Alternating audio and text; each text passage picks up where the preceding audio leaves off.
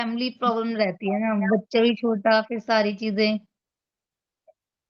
कोई वो बात सब नहीं, तो चलिए हमारे अब लिए नहीं डिस्कशन है, डन। आप लोग हमारे लिए करिए। डिस्कशन ऊपर करेंगे, क्लास स्टार्ट करेंगे। रिकॉर्डिंग ऑन हो गई है। सभी का बहुत बहुत स्वागत है एनवायरनमेंट की क्लास में। लाइव क्लास में यूट्यूब पे आएंगे तो मैसेज करेंगे सभी। सभी को हरिओम। क्या पढ़ रहे हैं हम एनवायरनमेंट में? एयर पोल्यूशन पढ़ रहे हैं। और एयर पोल्यूशन में हमने सबसे पहले एटमॉस्फेयर को देखा था। एटमॉस्फेयर की कितनी लेयर्स होती हैं उनको हमने देखा था। और साथ में गैसेस का कंपोजिशन भी हमने देखा था। उसके आगे आज हम करेंगे। स्क्रीन विजिबल है? Yes okay. Ma'am. Voice clear है? Yes ma'am. Thank you. आज हम क्या पढ़ने वाले हैं? Air pollution part 2। और ये किस में चल रहे हैं? हमारे एनवायरमेंटल इश्यूज के अंदर हम पढ़ रहे हैं पॉल्यूशंस। उसमें हमारा एयर पोल्यूशन चल रहा है। कल हमने कुछ टर्मिनोलॉजीज देख ली थी, उसी से हम आगे बढ़ेंगे कि पॉल्यूटेंट्स क्या होते हैं और पार्टिकल पॉल्यूटेंट्स क्या होते हैं, ये हमने देख लिए थे। किस किस बेस पे हमने देख लिए थे? स्टेट के बेस पर देख लिया था। गैसियस, सॉलिड, लिक्विड, ऐसे कौन कौन से होते हैं ये हम देख रहे थे। आज हम उससे आगे बढ़ेंगे। यहाँ पर फॉर्म के अकॉर्डिंग कौन कौन से टाइप के होते हैं? एक होता है प्राइमरी और एक होता है सेकेंडरी। कितने टाइप के होते हैं फॉर्म के अकॉर्डिंगली? एक प्राइमरी। प्राइमरी। प्राइमरी में हाँ कौन से आ जाएंगे? ईंधन जलाने से निकलने वाली सल्फर डाइऑक्साइड, नाइट्रोजन के oxide, carbon dioxide, carbon monoxide, विविध हाइड्रोकार्बन तथा कणिकाएं। कणिकाएं मतलब पार्टिकल, जो इससे पहले हमने देखा था। पार्टिकल के लिए आ रहा था ना, उसको कणिकाएं बोलते हैं या सॉलिड मटेरियल। तो इसमें कौन कौन सी चीजें आ जाएंगी? इंग्लिश में भी देख लीजिए। Sulphur dioxide, oxides of nitrogen, carbon dioxide, carbon monoxide.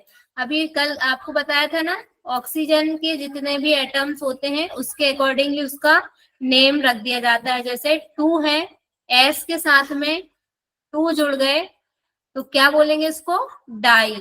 और अगर एस के साथ में 3 जुड़ गए तो क्या बोलेंगे इसको? ट्राई। ट्राई। अब यहाँ पे क्या दिख रहा है आपको? कार्बन के साथ में ये मोनो शब्द दिख रहा है। तो मोनो का मतलब है केवल एक अकेला है। कार्बन के साथ एक कार्बन का एटम है, एक ऑक्सीजन का एटम है, इससे मिलके ये बन गई है कार्बन मोनोऑक्साइड। एक अकेला रहता तो उसको लिखते नहीं, एक से ज्यादा है तो यहाँ 2 है तो 2 लिख दिया, 3 है तो 3 लिख दिया। क्लियर है इतनी चीज? मोनोऑक्साइड, हाँ। और various hydrocarbons and particulates related from burning fuel, जो जलते हैं, ईंधन जो जलते हैं अपने वाहनों में, व्हीकल्स में, उसके जो पार्टिकल्स होते हैं, मतलब कुछ ना कुछ ऐसा मटेरियल जो हमको आंखों से दिखाई देता है, वही पार्टिकल की कैटेगरी में आ जाता है। हवा हमको ऐसे दिखाई नहीं देती है, लेकिन हवा में वो चीज जा रही है जो हमको हमारी आंखों से दिखाई देती है, उसी को हम पार्टिकल। बहुत उसका वॉल्यूम बहुत कम होता है, बहुत छोटे होते हैं, जैसे ये पॉइंटर बहुत छोटा है, ऐसा वॉल्यूम बहुत कम होता है उनका, लेकिन है तो सही, कहीं ना कहीं उनकी वैल्यू है एटमॉस्फेयर में, इसलिए उनको भी हमको यहाँ पे पढ़ना पड़ रहा है। फिर दूसरा सेकेंडरी कौन से हो जाते हैं? सूर्य से विद्युत चुंबकीय विकिरणों के प्रभाव के अधीन प्राथमिक प्रदूषकों तथा सामान्य वायुमंडलीय यौगिकों के बीच रासायनिक अभिक्रियाओं, ये इतना छोटा पार्टिकल है, इसका खो जाता है हमारा पेन भी। रासायनिक अभिक्रियाओं के परिणाम स्वरूप, छोड़िए हिंदी वाला समझ नहीं आएगा, आप इसको समझ लीजिए ऐसे क्या हो रहा है। ये जो पार्टिकल्स थे प्राइमरी कौन से कहलाएंगे? जो ऐसे उड़ रहे हैं हवा में, पूरे में फैले हुए हैं, दिखाई दे रहे हैं, कहीं ना कहीं से निकले और एयर में जाके मिल गए हैं। अब जब इनके साथ में, इन प्राइमरी के साथ में जो केमिकल रिएक्शन होते हैं, उसके बाद दूसरी चीजें जुड़ के इनके साथ में जो बना लेती हैं पॉल्यूटेंट्स, वो कहलाते हैं सेकेंडरी। मतलब ये खुद तो थे ही पॉल्यूटेंट, प्रदूषक ये खुद थे, इनके साथ में कोई और आके जुड़ गया तो वो और भी हो गया। मतलब अकेला पहले शक्ति कपूर कुछ गलत काम कर रहा था विलेन बन के, अब उसके साथ में अमरीश पुरी भी आ गया तो वो क्या हो गया, और पावरफुल हो गया, तो वो सेकेंडरी कहलाया वो। अब यहाँ पे कौन कौन है, इनके एग्जाम्पल्स हैं ये। SO2 खुद तो था ही था, ये पावर पॉइंट में जो है ना ऐसा वाला नहीं मिलता है नीचे लगने वाला, इसलिए उसको साथ में ही लिख दिया। तो आप जहां भी ये 2 लिखा रहेगा O के साथ, उसको ऐसे ही समझिएगा कि ये वाला है, ऐसा लिखा है। 2 मॉलिक्यूल्स हैं उसके ऑक्सीजन के। ये 2 तो थे ही, ये खुद था, ये प्राइमरी था। अब इसके साथ में एक और ऑक्सीजन आ गया तो ये क्या हो गया, SO3 हो गया। तो यहाँ पे क्या हो गया, और ज्यादा स्ट्रॉन्ग हो गया, तो ये सेकेंडरी हो गया। ये प्राइमरी था और इसमें मिलके ये दूसरा क्या बन गया, सेकेंडरी बन गया। है सल्फर का ही होगी, सल्फर का ही कंपोनेंट है, लेकिन अभी यहाँ पर 2 मॉलिक्यूल थे ऑक्सीजन के और यहाँ पे कितने हैं, 3 हैं। काम दोनों ही क्या करते हैं, पॉल्यूशन बढ़ाने का काम करते हैं, लेकिन ये अपने आप ऐसे घूम रहे थे, पहले से थे, इनके साथ आके जुड़ गए जो वहां का ऑक्सीजन था, तो इसलिए ये O3 अकेला अगर फॉर्मूला देखे तो बताया था ना किसका होता है, कल बताया था, ओजोन का। वेरी गुड, ओजोन का था। तो जो ओजोन के एटम वहां पर घूमते रहते हैं, उसके साथ सल्फर मिल जाए, या ये सल्फर के ऑक्साइड डाइऑक्साइड के साथ में ऑक्सीजन, एक और ऑक्सीजन आके मिल जाएगा, तो भी क्या करेगा, ये सेकेंडरी पॉल्यूटेंट बन जाएगा। ऐसे ही ये जो है, अब ये SO3 के साथ में अगर जल वाष्प क्या होती है, जो वाटर वेपर होती है, वो मिल जाती है तो क्या हो जाता है, H2SO4 सल्फ्यूरिक अम्ल। अम्ल क्या काम करते हैं बताइए, अम्ल कैसे होते हैं, उनका नेचर कैसा होता है, एसिड का कैसा होता है नेचर, एसिड का क्या काम करते हैं वो, जलाने का काम करते हैं, जलाने का काम करते हैं, बर्न कर देते हैं। अगर हमारी स्किन पे एसिड पड़ जाए, एसिड अटैक के बहुत मामले सुनने में आते हैं न्यूज में कि उस लड़की के ऊपर फलाने ने एसिड अटैक कर दिया, उसने मना कर दिया था तो उसने उसके ऊपर अटैक कर दिया, इस टाइप के मामले बहुत आते हैं। तो ये एसिड नेचर में कैसे बन जाते हैं अपने आप, हम लैब में बैठ के जो बनाते हैं वो अलग है, लेकिन ये ऑटोमेटिकली नेचर में अपने आप से कैसे बनते हैं, जो सल्फर ट्राइऑक्साइड से वेपर, वाटर वेपर जब मिल जाता है तब ये बन जाते हैं, सल्फ्यूरिक अम्ल बन जाता है। और एसिडिक रेन जो होती है यहीं से होती है, मतलब ये फिर बादलों में मिलके एसिडिक रेन भी कराते हैं। फिर और काय से बन रहे हैं ये सारे एग्जाम्पल याद रखिएगा आप, कल मैं पूछूंगी और एग्जाम के पर्पज से भी याद रखिए। ये सब सीधे सीधे फैक्चुअल क्वेश्चंस हैं कि ये किसका एग्जाम्पल है, या जो सेकेंडरी पॉल्यूटेंट्स है उसमें कौन आते, 4 दे देंगे कि ये सेकेंडरी पॉल्यूटेंट्स हैं और 1 दे देंगे प्राइमरी पॉल्यूटेंट्स। तो ऐसे करके आपको ध्यान रखना पड़ेगा कि कौन प्राइमरी पॉल्यूटेंट्स में आता है, कौन सेकेंडरी पॉल्यूटेंट्स में आता है, ये ध्यान रखना है, अच्छे से याद रखना है इनको। फिर और क्या आता है इसमें, धुआं और कोहरा दोनों मिलके, धुआं अलग चीज होती है, कोहरा अलग चीज होती है, पता है ना, सबको क्लियर है। धुआं जब कोई फ्यूल जलता है तब निकलता है, और कोहरा कैसे बनता है, कोहरा कैसे बनता है बताइए। जो मैम ऐसे ओस गिरती है विंटर में ऐसे, नेचुरल है, मतलब हमारा कोई रोल नहीं है, धुएं को हम प्रोड्यूस कर सकते हैं लेकिन कोहरा नेचुरली रहता है, एटमॉस्फेयर में, वातावरण में कोहरा अपने आप होता है। तो ये दोनों भी जब मिल जाते हैं तो क्या बना देते हैं, उसको बोलते हैं धूम कोहरा या स्मोक बोलते हैं उसको। ये भी क्या है, सेकेंडरी है। और NO2 के 2 अन्य प्रदूषक पराक्सी एसिटाइल नाइट्रेट, ये जो PNA वर्ड बहुत सुनने में आता है, इसका नाम ध्यान रखिएगा, पराक्सी एसिटिल नाइट्रेट तथा नाइट्रिक अम्ल, ये क्या है, NO2 के और दूसरे, मतलब इसी का एडवांस है। NO2 मतलब नाइट्रोजन के ऑक्साइड है और ये इसी के एडवांस लेवल है। ये दोनों भी किसके हैं, नाइट्रोजन के ही पॉल्यूटेंट्स हैं ये भी। तो ये भी क्या करते हैं, सेकेंडरी पॉल्यूटेंट्स हैं और पोल्यूशन फैलाने का काम करते हैं। अब हम पढ़ेंगे major air pollution, major air pollutants, production उनका, उनके सोर्स और उनका क्या इफेक्ट पड़ता है, इसके बारे में हम पढ़ेंगे। तो क्या क्या सोर्स है, पहले सबसे पहले मतलब जो प्रदूषक है मुख्य रूप से, एक एक करके अब हमको, जैसे अभी तो हम शॉर्ट में देखते चल रहे थे कि ये हैं, अब उनके बारे में थोड़ा सा हम डिटेल देख लेते हैं उनकी। सबसे पहले आता है हमारा कार्बन डाइऑक्साइड, कल फिर से रिवाइज करवाया था, बाद में लास्ट में। कार्बन डाइऑक्साइड क्या काम करती है, एक तो ये गैस है, क्या काम करती है कार्बन डाइऑक्साइड गैस, बताइए। ग्लोबल वार्मिंग बढ़ाने में। ग्लोबल वार्मिंग बढ़ाने का, वेरी गुड, मेन रोल है इसका, इसीलिए हमेशा बात की जाती है कि इसका प्रोडक्शन जो है वो कम किया जाए। क्या है इसकी कहानी, थोड़ी सी देख लें। जीवाश्म ईंधन दहन एवं, इंग्लिश में भी लिखा हुआ है, साथ साथ में आप उसको भी देखते चलेंगे। ईंधन दहन एवं उपभोक्ता एवं उत्पादक की श्वसन क्रियाएं आदि से उत्पन्न, कैसे कैसे, ये इसका सोर्स है। पहला पॉइंट जो है वो उसका क्या है, सोर्स, मतलब कार्बन डाइऑक्साइड कहाँ कहाँ से बन रही है, कैसे प्रोड्यूस हो रही है। एक तो जो फ्यूल जलाते हैं व्हीकल्स में उससे, दूसरा श्वसन क्रियाएं मतलब ब्रीदिंग में, पढ़ा है ना हम लोगों ने कि फोटोसिंथेसिस, हर जगह फोटोसिंथेसिस को आप देख लीजिए, एक बार अच्छे से समझ लीजिए, फोटोसिंथेसिस हर जगह अप्लाई हो जाएगी, उसी से जुड़ी हुई रहेगी।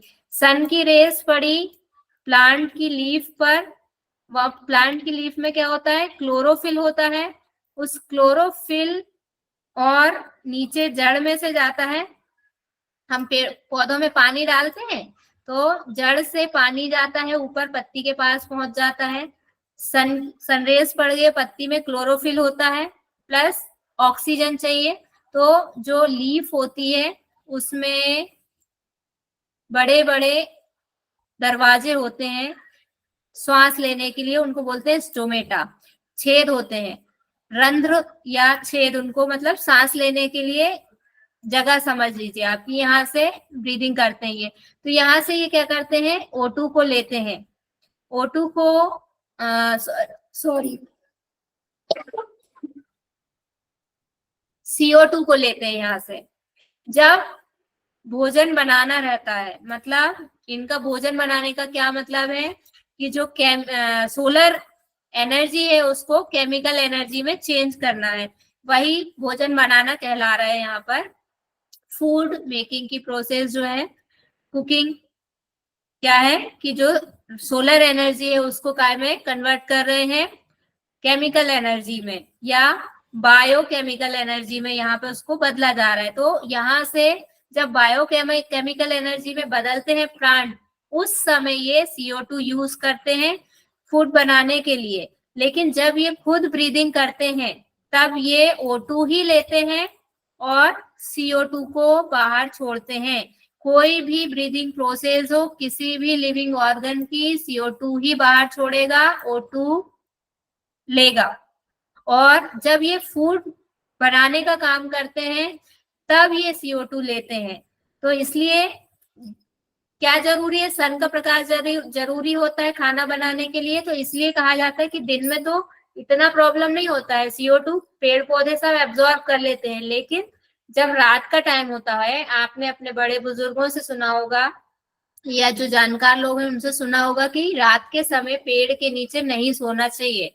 क्यों नहीं सोना चाहिए, उसका मेन कारण यही है कि रात के समय पेड़ पौधे भी ब्रीदिंग करते हैं और हम लोग भी छोड़ रहे हैं, जितने भी लिविंग ऑर्गेनिज्म है वो सब छोड़ रहे हैं CO2, साथ में पेड़ पौधे भी छोड़ रहे हैं, तो CO2 का जो है लेवल वो बढ़ जाता है और कहीं ना कहीं ये फिर घबराहट जो बेचैनी होने लगती है, इसको आप ऐसे भी समझ सकते हैं। अभी सर्दी के दिन थे, हम लोगों को बहुत तेज सर्दी लगती है, हम कंबल ओढ़ के सो जाते हैं तुरंत, और जैसे ही सोते हैं थोड़ी देर में पूरा अंदर का एटमॉस्फेयर गर्म हो जाता है, और कई बार तो अगर बहुत ज्यादा ओढ़ रखा है तो पसीना भी आ जाता है, हमको घबराहट बेचैनी होने लगती है। क्यों? क्योंकि हम श्वास में क्या छोड़ते हैं, CO2 बाहर निकालते हैं, और वो CO2 क्या करती है, गर्माहट बढ़ाने का काम करती है, पूरा जो भी टेम्परेचर है उसको बढ़ा देती है।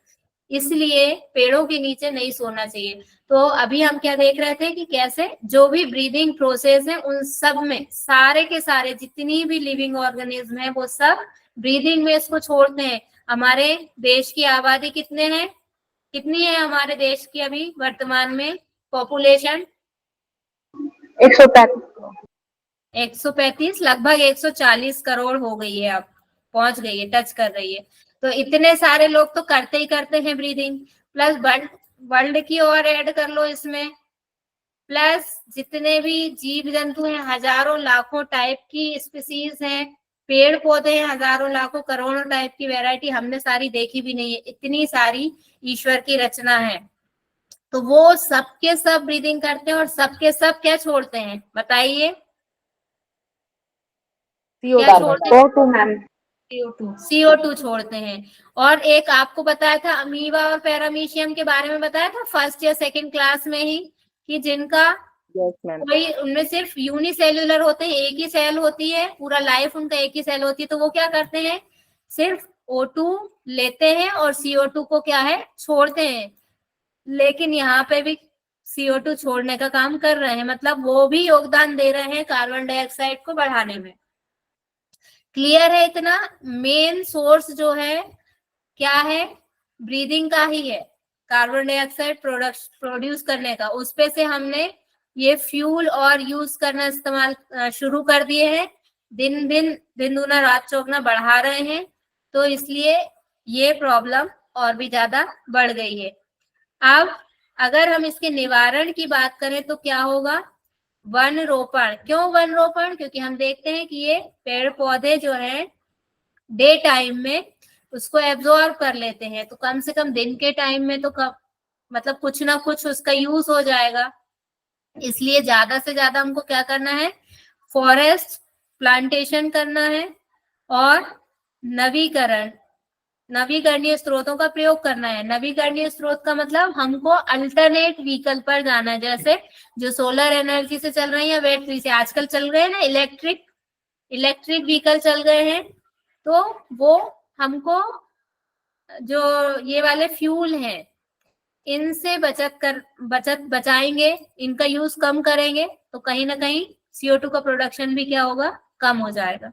इतना क्लियर है? इसमें किसी को कोई प्रॉब्लम है? No ma'am. आगे बढ़े। Yes ma'am. नेक्स्ट हम पढ़ते हैं मीथेन गैस। ये सारी इंपॉर्टेंट एक के बाद एक आएंगी, इससे क्वेश्चन आते ही हैं। लास्ट ईयर भी आया था क्वेश्चन, जो एक एग्जांपल दिखाया था ना, उसमें आया था इनका रोल। तो मीथेन क्या करती है, ये भी ग्रीन हाउस प्रभाव में, वो जो ग्लोबल वार्मिंग वाला है कंसेप्ट, उसी के साथ में आप ग्रीन हाउस इफेक्ट भी याद कर लीजिए एक शब्द में। योगदान मनुष्य पर सीधा प्रभाव नहीं पड़ता है इसका। अभी क्या होता है ग्रीन हाउस में? ग्रीन हाउस में वही है कि गैसें अंदर आ जाती हैं, जिस वे में आती हैं, और जितनी आती हैं पूरी की पूरी वापस नहीं जा पाती हैं, कुछ ना कुछ यही रह जाती हैं, इससे टेम्परेचर बढ़ जाता है, यही ग्रीन हाउस इफेक्ट है।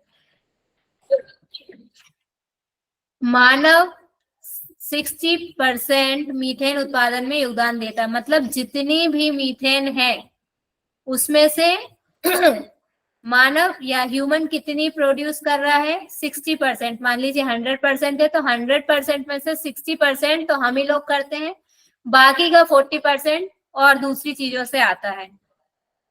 अब हम कैसे करते हैं बताइए, ये कहाँ बनती है? कोई आइडिया है किसी को कैसे बनती है? गोबर से बनती है मैम। वेस्ट नाला जो होता है उसमें जो पानी बनता है उससे भी बनता है मीथेन गैस। गोबर ठीक से है। आपने जो सही बताया, सब एकदम सही बताया, लेकिन जो हमारा मल होता है उससे भी बनती है, यस ये भी यस, वो फैक्ट उससे है। ही बनता है। यस। हाँ, ओ हाँ, उससे भी उसको भी बनती है। आप, हाँ हाँ, हाँ, पूरा एक स्ट्रीट का लाइट भी मैनेज हो रहा है उसी पब्लिक टॉयलेट से। ठीक है, मीथेन एग्जैक्टली गैस बना यहाँ के। एक हैदराबाद में कंसेप्ट आया था सबसे पहले, बहुत साल पहले। वहां पे उससे गवर्नमेंट पहले, ने, जी उससे पहले पटना में वो जो हमारा बायोलॉजिकल गार्डन है ना, संजय गांधी जैविक उद्यान, उसके आसपास ये बनाया जा गया था। अब पूरा स्ट्रीट लाइट वहां से लेके और रेलवे स्टेशन तक दिया गया था, उसी लाइट से जी मीथेन गैस से चलाया गया आपका जनरेटर को, और जनरेटर बिजली उत्पन्न किया, उसी से पूरा स्ट्रीट लाइट, तो जी, लाइक दैट और यूज हो गया।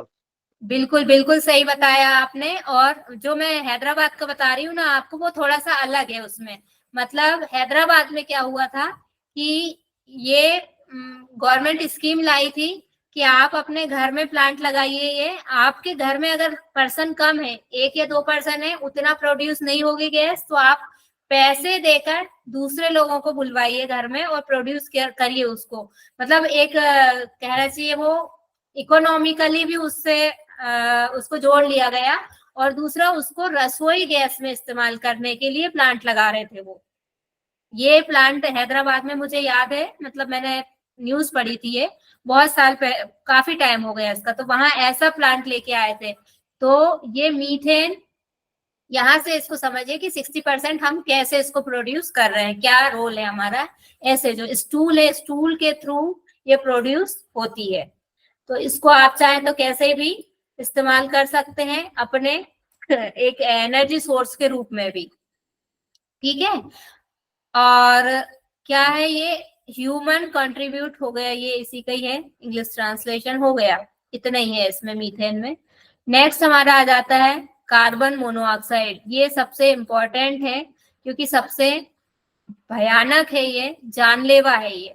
इसी को दम घोटू गैस भी कहा जाता है। इसके मतलब ये अगर हमारे लंग्स में चली जाए तो हमारा जो है दम घुट जाता है, सफोकेशन से हमारी डेथ हो सकती है। और सबसे ज्यादा ये ईंधन, मतलब जो व्हीकल्स हैं उसमें निकलती है, बहुत ज्यादा निकलती है। देखते हैं इसको। Smoke from automatic vehicles and industrial establishments, cigarettes etc, cigarette तक में होती है। और सिगरेट लोग चेन चेन क्या बोलते हैं उसको, चेन स्मोकर बोलते हैं कुछ लोगों को, जो लगातार एक सिगरेट उनकी बुझती नहीं है और दूसरी जल जाती है। तो उसमें भी ये होती है। उन लोगों को खुद को तो कुछ नहीं लगता है, उन्हें वो, उनकी सोच ऐसी है, मरना सबको है, चाहे कुछ भी कर लो, अच्छे अच्छे चले गए, हम बच के क्या कर लेंगे, ये उनकी सोच होती है। लेकिन वो ये नहीं सोचते हैं कि हमें अपनी जीवन का जो करना है वो हम कर लें, लेकिन दूसरों की लाइफ के साथ नुकसान दूसरों को पहुंचाने का हमें कोई राइट नहीं है, ये वो नहीं सोचते हैं। जहां भी बैठेंगे पब्लिक प्लेस पे भी, तो वहां दूसरों को वो हार्म पहुंचाते हैं। और due to incomplete combustion of fossil fuel, 50% of the air pollutants present in the atmosphere। मतलब जो कहाँ निकलती है, जो फ्यूल आधा जलता है, पूरा नहीं जलता है, जो फ्यूल कुछ मात्रा में जला और कुछ मात्रा में नहीं जला, उस फ्यूल से ये ज्यादा, मतलब कितना, लगभग 50% ये वहां से आती है। सॉरी, इसको बोलते हैं अपूर्ण दहन। मतलब जो पूरा नहीं जल रहा है, जो फॉसिल है फ्यूल है, वो फॉसिल फ्यूल है, वो पूरा नहीं जल रहा है, उससे कितना, लगभग 50% जो एटमॉस्फेयर में इसका, वायुमंडल में इसका मिल जाता है। स्वचालित वाहन, मतलब जो ऑटो जनरेटेड होते हैं, या औद्योगिक प्रतिष्ठान, यानी कि जो जितने भी इंडस्ट्रियल एरियाज होते हैं वहां से सिगरेट में। फिर due to its ability to combine with haemoglobin, it is 300 times more than that of oxygen. Even a small quantity of it cause breathing problems in human and can even lead to death. That is why it is also called suffocating gas. ये अभी बताया था आपको, suffocating gas बोलते हैं. Underweight in children is also an effect. इसका एक और इफेक्ट क्या है? बच्चों का वजन कम रहना. क्या हो रहा है? ऑक्सीजन के साथ क्या कर रही है? ये संयोजन क्षमता, मतलब ऑक्सीजन के साथ जो जोड़ने की इसकी कैपेसिटी है वो 300 टाइम्स ज्यादा होती है. सॉरी, हीमोग्लोबिन के साथ जोड़ने की ऑक्सीजन जितनी देर में जुड़ रही है उससे 300 टाइम ज्यादा तेजी से ये हीमोग्लोबिन के साथ में जुड़ जाती है. इतना ये पावरफुल है. और सांस लेने में प्रॉब्लम जो होने लगती है वो इसी के कारण, जो कहीं ना कहीं अस्थमैटिक पेशेंट जो होते हैं, एक रीजन उनमें ये भी हो सकता है और इसके कारण मृत्यु भी हो सकती है. इसीलिए इसको जानलेवा गैस भी बोल सकते हैं, दमघोटू गैस भी बोल सकते हैं. ठीक है, इसको याद रखिएगा. कहाँ से मिल रही है ये हमने देख लिया सोर्सेस के. सिगरेट, तंबाकू को प्रतिबंधित किया जाए. इसका क्या है? इससे बचाव कैसे कर सकते हैं, निराकरण कैसे कर सकते हैं? ऑटोमोबाइल व उद्योग संयंत्रों में फिल्टर लगाकर प्रदूषकों को रोका जाए. मतलब फिल्टर लगाए जाए वहां पर जो भी इंडस्ट्री है, ताकि ये बाहर ना जाए. वहीं पर उसके जो कार्बन मोनोऑक्साइड है उसके जो मॉलिक्यूल्स है वो वहीं पर रह जाए, गैस अकेली बाहर निकले जिसमें ये ना रहे. और सिगरेट, तंबाकू कभी बंद नहीं हो सकता है, क्योंकि सबसे ज्यादा जो टैक्स है वो शायद यहीं से आता है, ना ही जो शराब है उस पर प्रतिबंध भी नहीं लग रहा है. कई समय से कई लोग खूब प्रयास कर चुके हैं, लेकिन ये जो एक हमारा राजस्व का एक मेन सोर्स है, क्योंकि लोग छोड़ते नहीं है. जिसको एक बार लत लग जाती है वो छोड़ते नहीं है. इसकी बहुत ज्यादा इनकम इससे होती है. इसलिए गवर्नमेंट भी, मुझे एक मोटा कारण ये लगता है कि नहीं करती है बंद इसको. और चेतावनी, उनने बोल दिया आप चेतावनी लिख दो, उस पर चेतावनी लिखी रहती है, फिर भी सब खाते हैं. क्यों? क्योंकि चेतावनी बहुत छोटे छोटे अक्षरों में लिखी रहती है, बहुत ही कि ध्यान ही ना जाए किसी का. और बहुत जैसे विज्ञापन जो वीडियो या ऑडियो वाले होते हैं उनमें भी आपने देखा है कि एकदम लास्ट में बोल देते हैं तंबाकू खाना, तंबाकू पान गुटखा खाना, मसाला खाना स्वास्थ्य के लिए हानिकारक हो सकता है, जनहित में जारी. इस टाइप से इतनी जल्दी बोल देते हैं कि आप उसको ढंग से सुन भी नहीं पाए. ऐसी चेतावनी का क्या लाभ है? लेकिन सब कुछ चल रहा है समाज में. क्यों? क्योंकि अर्निंग हो रही है उससे. क्लियर है इतना? कार्बन मोनोऑक्साइड समझ में आ गई क्या क्या कर रही है? नेक्स्ट है हमारी क्लोरोफ्लोरोकार्बन. कल पढ़ा था हमने क्लोरोफ्लोरोकार्बन क्या काम करते हैं, बताइए. मैम ओजोन लेयर में इफेक्ट डालते हैं. Very good. ओजोन लेयर को पहले पतला कर देते हैं और फिर उसके बाद में उसमें होल कर देते हैं. यहाँ से कौन आने लगता है? Ultraviolet rays. Ultraviolet rays. Very good. और ये अल्ट्रावायलेट रेज फिर हमारी स्किन पर पहुंचकर क्या कर देती हैं? स्किन बर्न हो जाता है. Skin cancer. बहुत बढ़िया. इसलिए क्लोरोफ्लोरोकार्बन का भी प्रोडक्शन लिमिटेड होना चाहिए.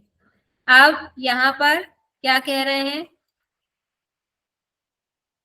मैं तो इससे ही परेशान हो गई. होना चाहिए नहीं मैम, हो गया. हाँ, CFC. Yes, it is ban now.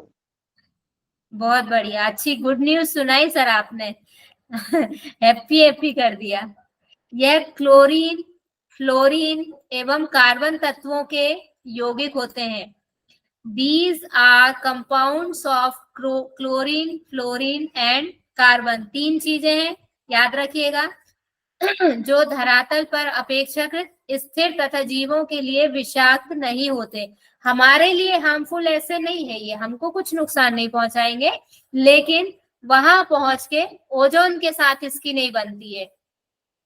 Ozone के साथ इसकी कट्टर दुश्मनी है, उसको हरा देता है। जैसे नेवला और स्नेक की लड़ाई चलती है, ऐसे ही ओजोन की और क्लोरोफ्लोरोकार्बन की आपस में नहीं बनती है। तो हमको तो कुछ नहीं बोलते हैं, उसको नुकसान पहुंचाते हैं। ओजोन की अल्पता जिससे परावैंगनी किरणें, वही चीजें लिखी हुई है, ये हम पढ़ चुके हैं अलग से, इसमें ज्यादा कुछ नहीं पढ़ना है, सारी चीजें वही है जो हम पढ़ चुके हैं। अब इसको क्या करना है, ऊर्जा सक्षम उपकरणों का उपयोग, मतलब इससे बचत कैसे होनी है, विकल्प क्या है इसका, use of energy efficient appliances, limited use of aerosol cans, following 3R, recycle करें, रिड्यूस करें, और तीसरा R कहाँ गया, बिजली रीयूज के करें। उपकरणों को बंद रखें, electricity appliances when not in use, जब हमको जरूरत ना हो तो हम उस समय स्विच ऑफ कर दें। जो भी इलेक्ट्रिकल आइटम्स हैं, हम क्या करते हैं, बैठे रहते हैं किचन में और पंखा हमारा हॉल में चलता रहता है, लाइट जलती रहती है, जरूरत हो या ना हो, इन सब चीजों से हमको बचना है। अगला है सल्फर डाइऑक्साइड, क्या काम करती है ये है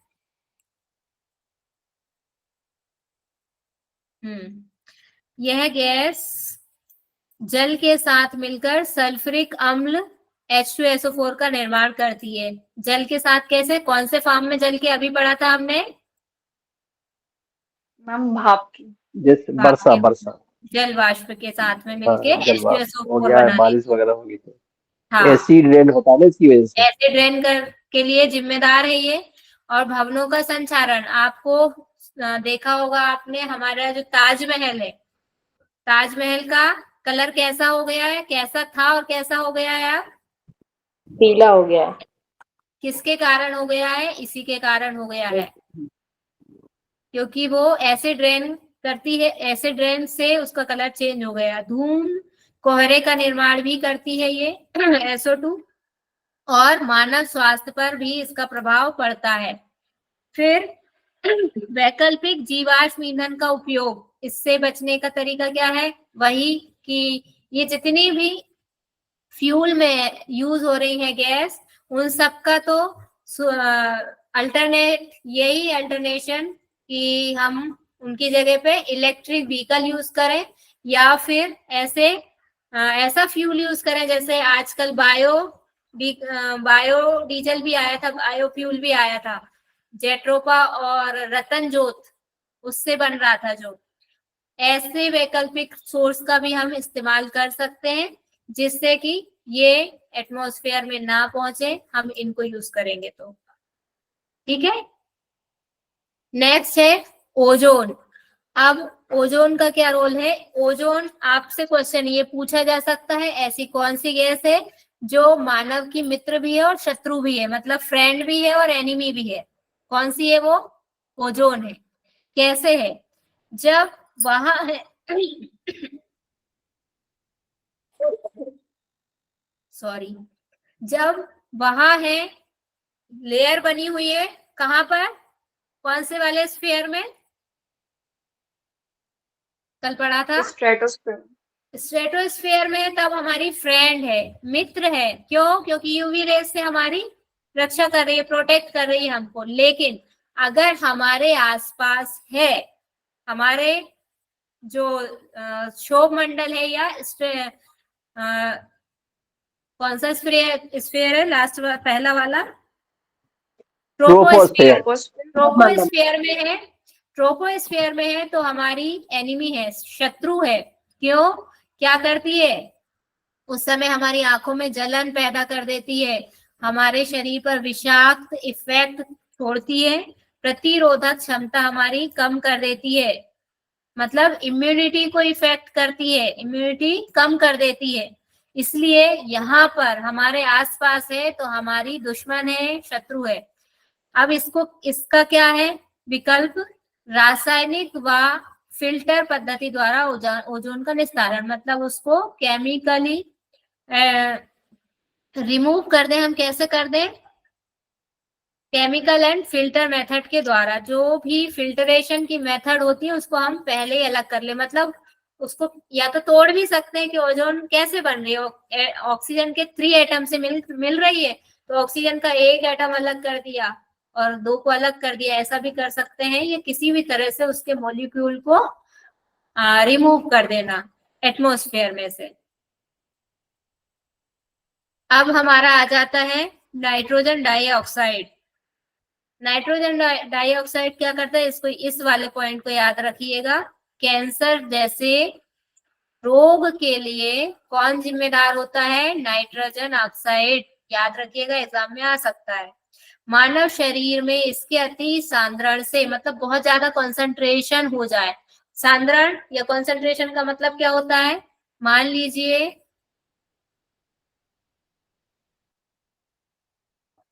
एक कमरा है, ये एक कमरे में सिर्फ 3 लोग हैं, बड़ा 10 बाई 10 का कमरा है कोई, उसमें सिर्फ 3 लोग हैं अभी, तो पर्याप्त जगह, खूब गैप है, तो ये कैसा है? मतलब डेंसिटी इसकी क्या है? ज्यादा है या कम है?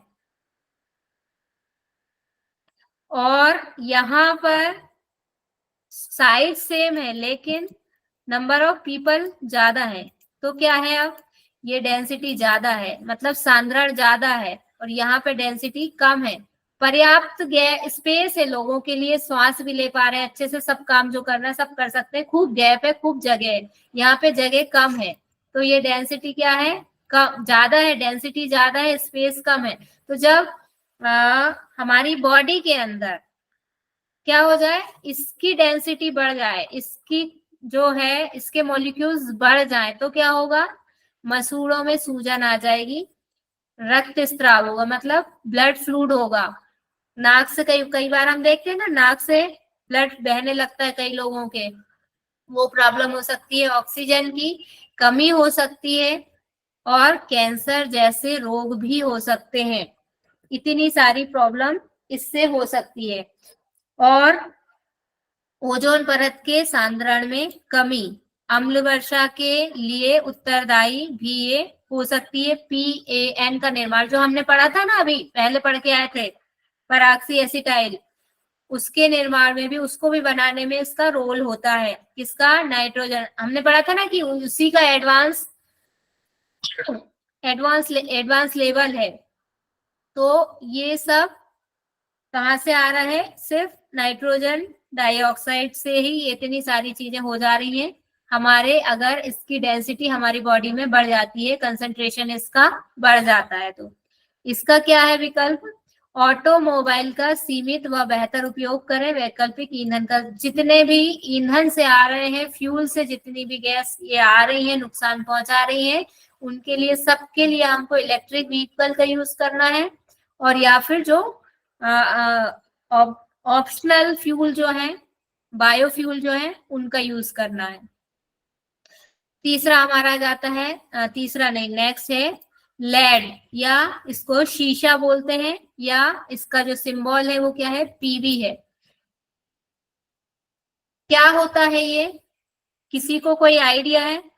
बहुत समय तक हम जब अज्ञानी थे, अज्ञानी अभी भी है, बहुत ज्ञानी हम नहीं है अभी भी, जो चीजें बस जितनी सामने जाती हैं उतनी हमको पता चल जाती है, लेकिन बचपन में हम इस शीशा को क्या समझते थे? एक होता है शीशा, जिसमें आईना भी बोलते हैं उसको, उसमें हम अपना फेस देख लेते हैं, मिरर जिसको बोलते हैं। तो बहुत समय तक तो हम उसको और इसको एक ही समझते थे, इतने मूर्ख थे हम। लेकिन ये चीज अलग है, इसका स्वरूप बिल्कुल अलग होता है, इसका स्वरूप बिल्कुल अलग होता है। ये क्या होती है? धातु होती है, मेटल। धातुओं के कुछ अपने कैरेक्टरिस्टिक्स होती हैं, फिजिकल और केमिकल, जैसे कि उनको पीटा जाए तो क्या होगा? वो फैल जाएंगी और टूट भी जाती हैं, और भी उनके कैरेक्टरिस्टिक्स होते हैं, आवाज करती हैं, सॉलिड होती हैं। तो ये इनके कुछ क्या होते हैं? सिम्टम्स होते हैं, पहचान होती है किसकी? मेटल की या धातुओं की। तो ये कैसे प्रदूषण फैला रहा है वायु में? ये है तंत्रिका तंत्र यानी नर्वस सिस्टम, पाचन तंत्र यानी कि डाइजेस्टिव सिस्टम की प्रॉब्लम क्रिएट करता है, और कैंसर भी कर सकता है। ये भी। अब कैंसर कौन कौन कर सकता है? इसके पहले कौन कर रहा था कैंसर? क्लोरोफ्लोराइड। नाइट्रोजन डाई ऑक्साइड और लेड से भी कैंसर हो सकता है। इसका सोर्स यहाँ पे लिखा नहीं है। सोर्स बताइए, किसी को पता है इसका सोर्स कहाँ यूज होता है? ये नहीं पता है? पेंट्स में मैडम, पेंट्स। हाँ, और जितनी भी बैटरीज होती हैं, हम मोबाइल में बैटरी यूज करते हैं, लैपटॉप में बैटरी, जितनी भी टाइप की बैटरी होती हैं, इलेक्ट्रॉनिक आइटम्स होते हैं, उन सब में इसका यूज होता है। और हम क्या करते हैं? मोबाइल खराब हो गया, फेंक दिया उठा के, चार्जर खराब हो गया, फेंक दिया उठा के, बहुत सारी चीजें हम ऐसे ही फेंक देते हैं। वहां से ये मिट्टी में जाता है और मिट्टी से एयर में जाता है, और अपने आप में भी इसके मॉलिक्यूल सॉइल में पाए जाते हैं। तो ऐसे करके ये जब सॉइल से एयर में पहुंचता है, और एयर से हमारी जो हमारी क्या होती है, श्वास नली होती है, उससे हमारी बॉडी में पहुंचता है, तब ये हमको हार्म पहुंचाता है। इसका क्या करना है हमको? प्रॉपर वेस्ट मैनेजमेंट, सिर्फ और सिर्फ, इसका कोई विकल्प नहीं है, इसका हमको मैनेजमेंट ही करना है, इसको डिफ्यूज करना है बहुत ही अच्छे ढंग से।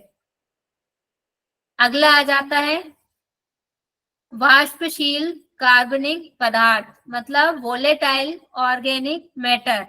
ये क्या काम करते हैं? ये आते कहां से? पहले तो ये देखेंगे सोर्स इनका रंग रोगन विलायक तथा पेट्रोलियम जैसे पदार्थों में पाया जाता है। रंग रोगन विलायक से मतलब है जो हम पेंट करते हैं, पेंट वाली जितनी भी चीजें होती हैं, उन सब, वहां सब जगह ये इनका सोर्स है। और पेट्रोलियम में भी होता है। फिर ये NOx यानी X के लिए बताया था ना, यहाँ पे 2 भी हो सकता है, 3 भी हो सकता है, इसलिए यहाँ पे X लिख दिया, कुछ भी हो सकता है, के साथ क्रिया करके ओजोन का निर्माण करता है, जो स्वास्थ्य व जलवायु पर खतरनाक प्रभाव डालती है। अब हमको लगेगा ओजोन तो अच्छी होती, लेकिन यहाँ बना रहा है ओजोन, वहां जो है वहां रहे, लेकिन ये नाइट्रोजन के साथ मिलके यहाँ पे ओजोन बना के हमारे लिए नुकसानदायक साबित हो रहा है। फिल्टर कैसे करेंगे? फिल्टर का यूज करेंगे और इसको फिल्टर कर लेंगे। इससे बचने का तरीका ये है। चलिए,